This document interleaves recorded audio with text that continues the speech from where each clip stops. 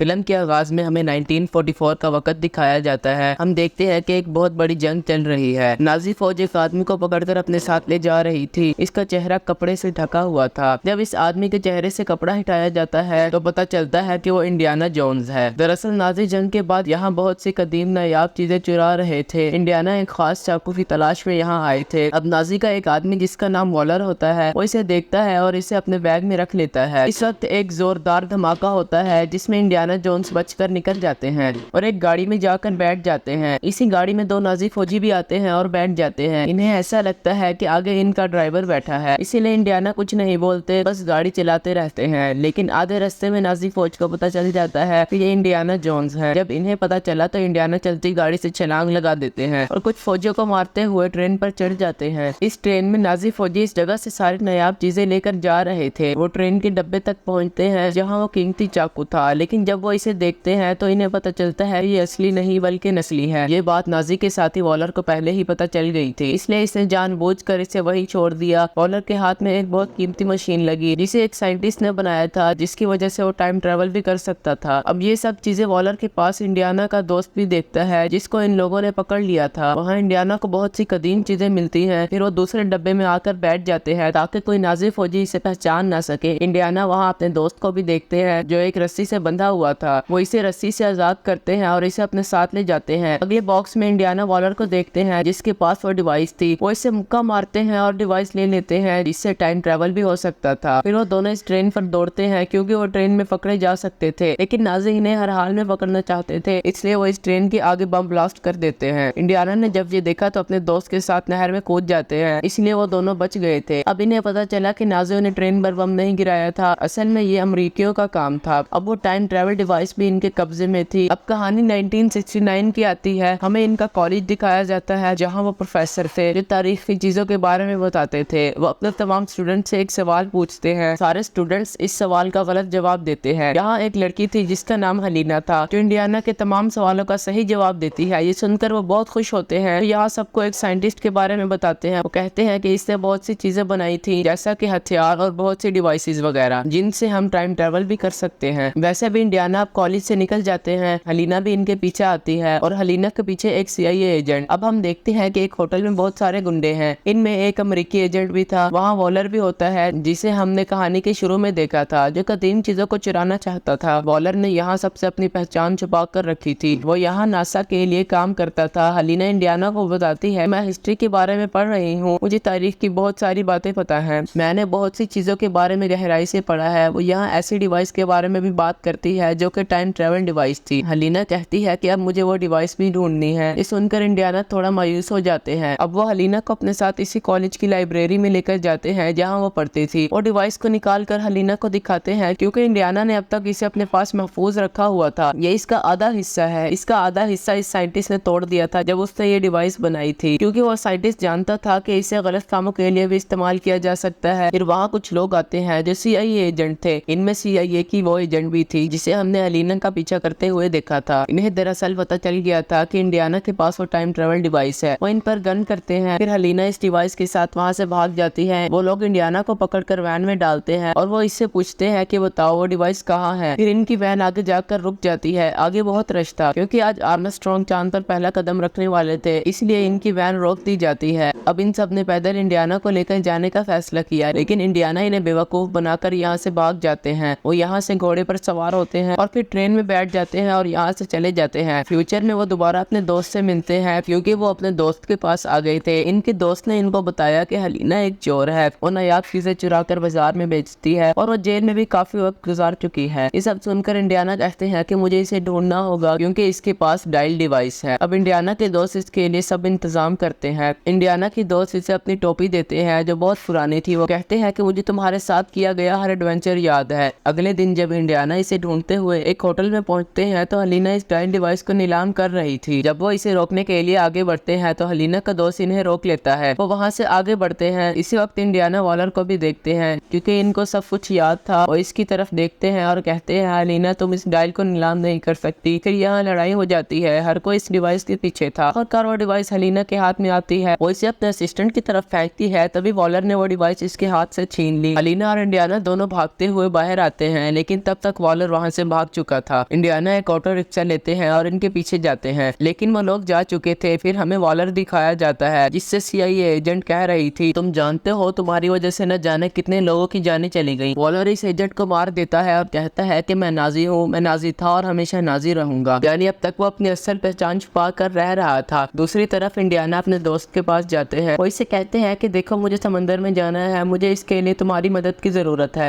हलीना और इसका असिस्टेंट भी इनके साथ थे। हलीना फिर बातचीत के दौरान इंडियाना से पूछती है कि अगर आपको वक्त में पीछे जाने का मौका मिले तो आप कहाँ जाएंगे। वो कहते हैं कि अगर मुझे मौका मिला तो सबसे पहले मैं अपने बेटे को बचाऊंगा जो एक हादसे में मर गया था। ये कहकर वो उदास होकर वहाँ से चले जाते हैं। अब अगले दिन वो समंदर में अपना सफर शुरू करते हैं। इनको नाजियों का जहाज ढूंढना था जो डूबकर तबाह हो गया था। वहाँ बहुत से ढांचे भी पड़े थे जो इन लोगों के थे जो जहाज में डूबकर मर गए थे। फिर एक व्हेल मछली इनके पास आती है। इंडियाना इसे वहाँ से भगाते हैं। इसे इस जहाज में एक डब्बा मिला जिसे वो लेकर ऊपर आने लगते हैं। इंडियाना के जहाज में वॉलर के आदमियों ने कब्जा कर लिया था। जैसे ही वो इस बॉक्स के साथ आते हैं वो इस बॉक्स को छीन लेते हैं। वो एक बड़ा पत्थर था जिस पर कुछ लिखा हुआ था। अब वो हलीना को इस पत्थर पर लिखा हुआ पढ़ने को कहते हैं। यहाँ वो अपनी चाल चलती है और इसे सब कुछ गलत बताकर वहाँ बम धमाका कर देती है। और अब इसका फायदा उठाते हुए इंडियाना, हलीना और इसका असिस्टेंट दूसरे जहाज में जाते हैं। इंडियाना वो पत्थर भी अपने साथ ले जाते हैं। जब वो देखते हैं कि पत्थर बहुत भारी है तो वो इसे आग लगा देते हैं। जब वो इसे आग लगाता है तो इसमें से एक गोल्ड की शील्ड निकलती है जिस पर कुछ लिखा हुआ था कि डायल का दूसरा हिस्सा कहाँ है। इन्हें एक जगह के बारे में पता चलता है जहाँ वो साइंटिस्ट दफन था जिसने टाइम ट्रेवल डिवाइस बनाई थी और दूसरा हिस्सा इनको वही मिलना था। अब वो तीनों इसी जगह जाते हैं जहाँ हलीना का असिस्टेंट गवाह हो जाता है। इंडियाना को इसकी फिक्र हो रही थी। वो इनका पीछा करने की कोशिश करते हैं लेकिन उन्हें पकड़ नहीं पाते। रास्ते में हलीना इंडियाना को बताती है कि मेरा असिस्टेंट बहुत चालाक है और मुश्किल से निकलना जानता है, आप इसकी फिक्र ना करें। जब ये दोनों गार के पास पहुंचे तो वहाँ पहले ही वॉलर के आदमी मौजूद थे।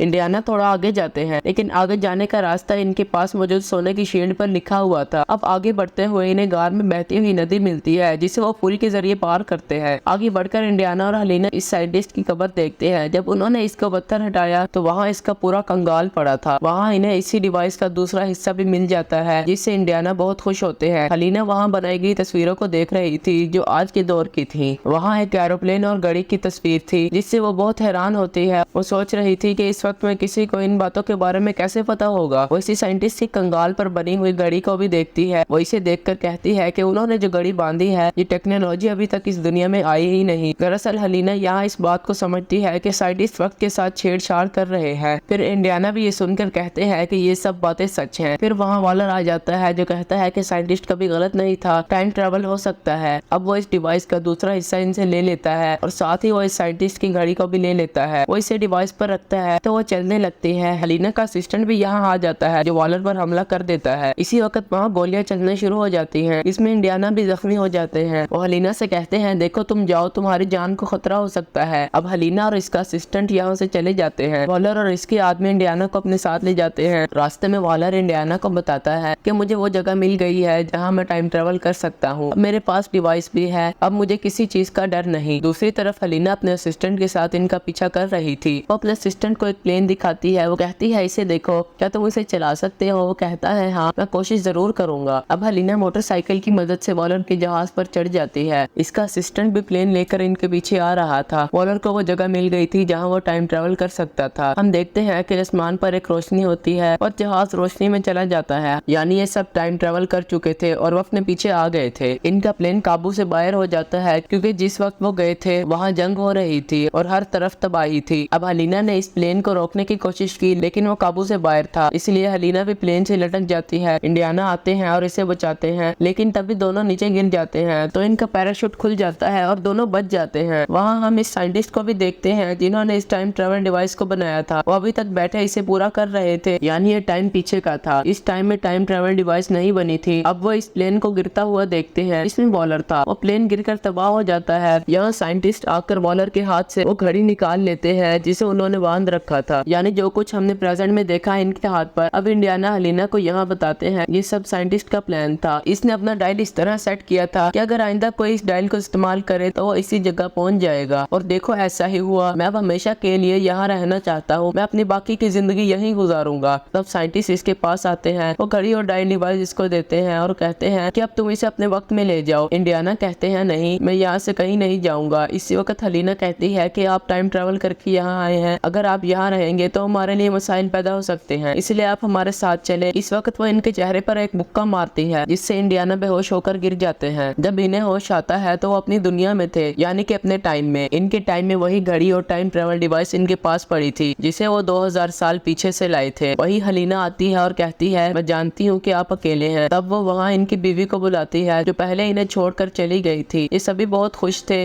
और इसी के साथ इस फिल्म की कहानी भी यहीं खत्म हो जाती है।